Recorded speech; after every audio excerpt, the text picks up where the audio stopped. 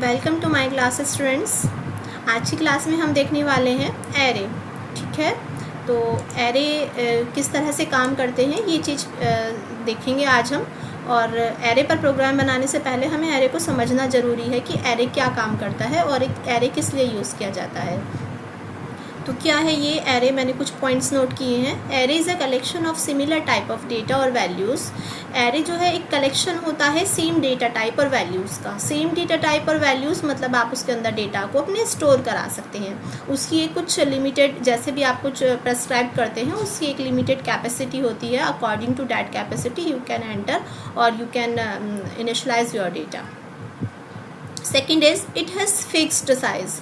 Array का जो size होता है वो फिक्स होता है and it can not be change during the execution of the program. आप प्रोग्राम को एग्जीक्यूट करते समय से चेंज नहीं करेंगे, अपडेट नहीं करेंगे। जो भी कुछ इसके अंदर आपने वैल्यूज़ डाली है वो एज इट इज़ रहेंगी उसके अंदर। नेक्स्ट है values of similar type. Similar type of values means if you are entering the data of the integer type of data और स्ट्रिंग टाइप ऑफ डेटा, तो then you can use that type of same type of data. मतलब string डाला तो आप सारा data string enter कर सकते हैं, उसमें similar type of data enter होता है।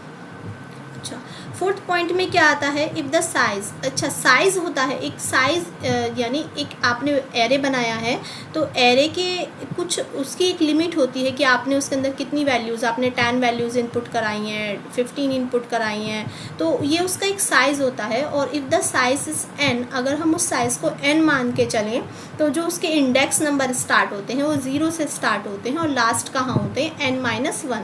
अब इस बात का क्या मतलब है कि n-1 पर 0 से स्टार्ट होते हैं और n-1 पर फिनिश होते हैं। तो इट मीन्स यदि हमने यहाँ पर 4 बॉक्सेस बनाए हैं, जब हमने एरे डिक्लेयर किया तो एरे जब हम डिक्लेयर करते हैं तो वो एक कंप्यूटर की मेमोरी में एक अपना स्पेस क्रिएट कर लेता है। अब अगर हमने एरे का साइज़ 4 डाला है तो 4 का मतलब ये है कि कंप्यूटर की मेमोरी में एक 4 जो बॉक्सेस हैं वो तैयार हो रहे हैं। 4 टाइप के डेटा को उसने 4 डिजिट्स को स्टोर करना है, या आपने स्ट्रिंग डाला है तो वहाँ पर उसने 4 स्ट्रिंग्स को स्टोर करना है। तो इस तरह से वो एक मेमोरी क्रिएट कर लेता है कंप्यूटर की मेमोरी में।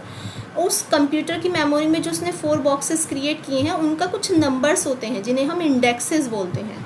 तो फर्स्ट नंबर जो उस बॉक्स का नंबर होता है वो है 0, यानी 0 से स्टार्ट होते हैं उसके नंबर्स। इंडेक्सेस जो स्टार्ट होती हैं वो 0 से स्टार्ट होती हैं और लास्ट इंडेक्स जो होती है वो n-1। n-1 मतलब अगर हमने कहा है उसका साइज़ n है तो लास्ट नंबर कहाँ पर होगा, 4 है इंडेक्स, तो 4-1 यानी लास्ट नंबर 3 रहेगा।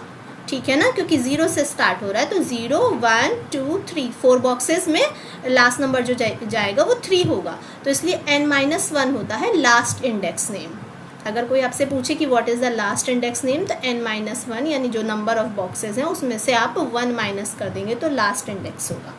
ठीक है, अभी और आगे आता है, अभी हम जब इसको प्रोग्राम में यूज़ करेंगे तो हमें बहुत अच्छे से क्लियर हो जाएगा कि किस तरह से होता है ये। How to create an array. अभी जब हम एरे को क्रिएट करते हैं तो क्रिएट करने के लिए 2 तरीके होते हैं। पहला मेथड तो है जब हम यूज़र से एंटर कराना चाहते हैं। अब देखो, जब हम एरे क्रिएट करेंगे तो सपोज़ करो हमें एक ही मैसेज को 10 टाइम्स डिस्प्ले कराना है, या हमें 10 वैल्यूज़ यूज़र से डिस्प्ले करानी है। तो हर बार तो हम SOPLN नहीं डालेंगे ना, कि हर बार SOPLN डालेंगे और फिर वो यूज़र एंटर करेगा, मैसेज लिखा हुआ आएगा एंटर द वैल्यू, फिर से आप एंटर करोगे, फिर एंटर द वैल्यू। ऐसे नहीं होता है। ये एरे हमें एक ऐसा फैसिलिटी प्रोवाइड करता है कि आप एक ही बार में उसकी मेमोरी एलोकेट कर दीजिए वहाँ पर और उसके बाद आप वैल्यूज़ को एंटर कराइए।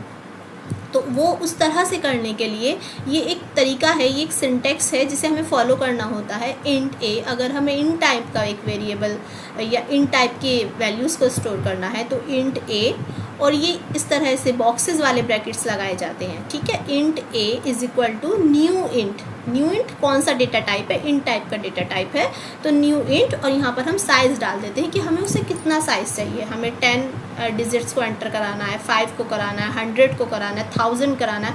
आप कितनी भी बड़ी वैल्यूज़ को वहाँ पर एंटर करा सकते हैं। ठीक है, इसी तरह से अगर कोई स्ट्रिंग टाइप का है तो स्ट्रिंग p, फिर से आप वैसे ही रेक्टेंगल बॉक्स बनाएंगे और न्यू स्ट्रिंग और फिर वहाँ पर साइज़, यानी कितनी मेमोरी हमें उसकी एलोकेट करानी है यहाँ पे। ठीक है, ये तरीका होता है, यूज़र इसमें एंटर कर रहा होता है। ये पूरा सिंटेक्स आपको ऐसे ही लर्न करना होगा। जब हम वैल्यूज़ एंटर करेंगे तो हमें बहुत अच्छे से समझ आ जाएगा कि ये इस तरह से क्यों यूज़ किया गया है।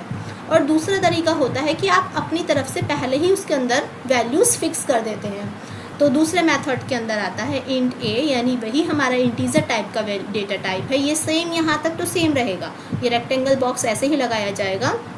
उसके बाद आप जो वैल्यूज़ एरे के अंदर स्टोर कराना चाहते हैं 1 2 3 4 5 6 इस तरह से वो वैल्यूज़ आप यहाँ पर स्टोर करा सकते हैं। ठीक है ना। तो ये प्रोसेस है किस तरह से हम वैल्यू को अपनी तरफ से डाल सकते हैं। और यहाँ पर देखो हमने यहाँ पे साइज़ डाला था, तो इंट ए के बाद है ये न्यू इंट, मतलब कैसा डेटा टाइप है और उसके अंदर हमें कितनी मेमोरी चाहिए, हमें 5 चाहिए। तो इस तरह से आप एरे बनाएंगे। अभी देखिए मैं एक चीज़ ये ड्रॉ करके दिखा देती हूँ आपको कि किस तरह से वो बनाएगा।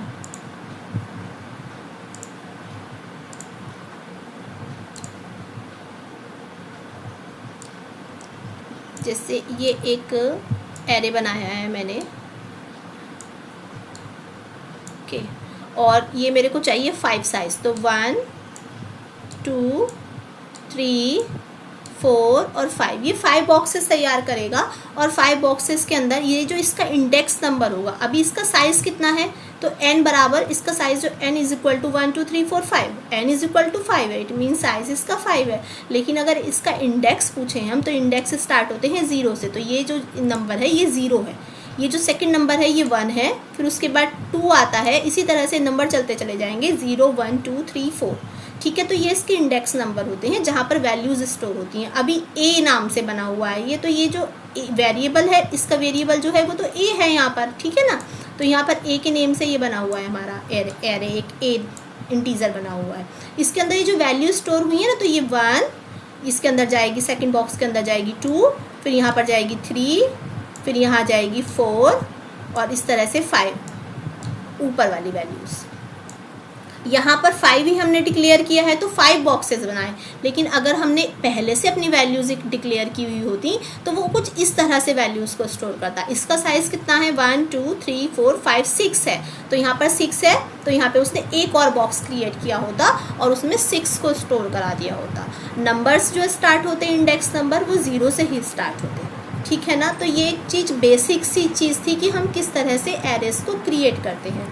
अब हम देखेंगे प्रोग्राम के अंदर कि एरे को क्रिएट करने के बाद हम कैसे उसको कॉल करते हैं। तो हम ब्लूजे ओपन करने जा रही हूँ मैं, और ब्लूजे के अंदर जाके देखने वाले हैं कि किस तरह से प्रोग्रामिंग करते हैं।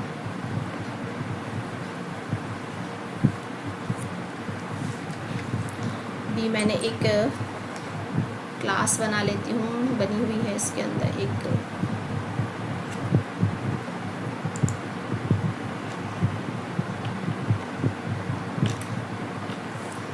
मैंने AR के नाम से एक क्लास बनाई है।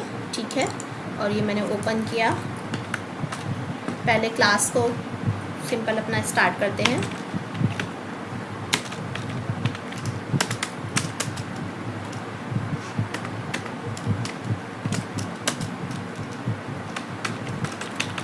Public static void main string args, और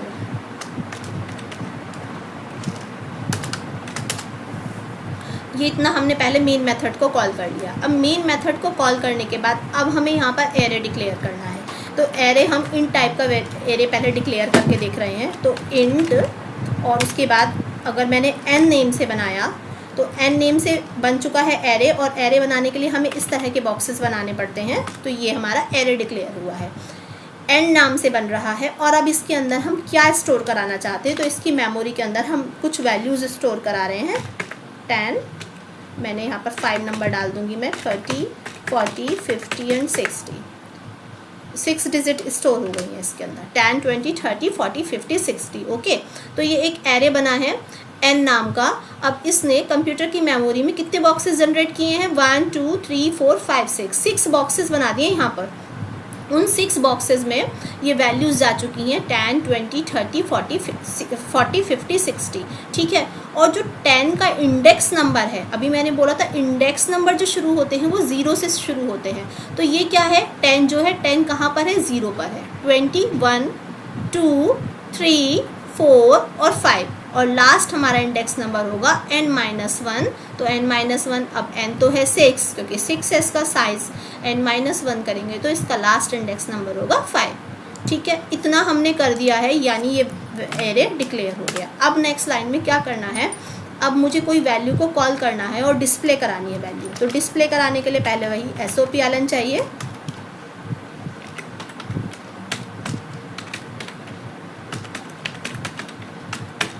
system.out.println, अभी मेरे को कौन से नंबर की वैल्यू डिस्प्ले करानी है, तो वहाँ पर उस वैल्यू को, उसके इंडेक्स नंबर को डिस्प्ले करना होगा।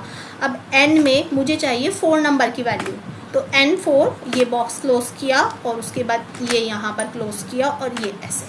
ठीक है, यानी ये उसका इंडेक्स नंबर है n@4। तो n यानी n नाम के एरे में 4th नंबर पर, 4th इंडेक्स पर जो वैल्यू होगी, तो 4th इंडेक्स पर कौन सी वैल्यू होने वाली, 0 1 2 3 4, यानी वैल्यू होने वाली है 50। ठीक है, बस इतना मेरा बन चुका है प्रोग्राम। अब इसको कंपाइल कराया, कंपाइल कराने के बाद देखते हैं हमें डिज़ायर्ड आउटपुट मिल रहा है या नहीं। तो ये हमारी क्लास होने वाली है, ये देखिए 50 आ चुका है। तो 50 मतलब 4th नंबर, 4th इंडेक्स पर जो वैल्यू है उसने हमें यहाँ पे SOPLN के अंदर डिस्प्ले करा दी। यानी ये 0 इंडेक्स है, ये 1 है, ये 2 3 4 और 5, इस तरह से ये इंडेक्सेस होते हैं। और हम अकॉर्डिंग टू इंडेक्स किसी भी वैल्यू को प्रिंट आउट कराना चाहते हैं तो हम यहाँ पर उसे प्रिंट आउट करा सकते हैं। अगर इसे आप 4 ना करके इसे यहाँ पर 0 डाल दें तो 0 इंडेक्स पर क्या नंबर है, 10 है, तो आउटपुट आना चाहिए 10। अभी देखो कंपाइल कराया, क्लोज, और फिर इसको देखते हैं 10 आ रहा है या नहीं आ रहा है। देखिएगा 10 आउटपुट आ रहा है 10। तो इस तरह से ये क्लियर हो जाता है कि किस तरह से हम एरे के अंदर अपनी वैल्यूज़ को स्टोर करते हैं और किस तरह से उनको हम डिस्प्ले करा सकते हैं। नेक्स्ट प्रोग्राम में हम देखेंगे कि एरे से यूज़र से किस तरह से हम वैल्यूज़ को इनपुट कराएंगे और फिर उनको डिस्प्ले कराएंगे। इसमें तो हमने एरे के अंदर खुद से वैल्यू डिक्लेयर की हुई है ना। तो नेक्स्ट प्रोग्राम में हम ये देखेंगे कि यूज़र से कैसे इनपुट कराना है। तो बस ये इतना सा है, आपसे तब तक बनाकर देखिएगा, और वीडियो अच्छी लगी हो तो लाइक कर देना। Thanks for watching. इसे मैं यहाँ पर क्लोज कर रही हूँ।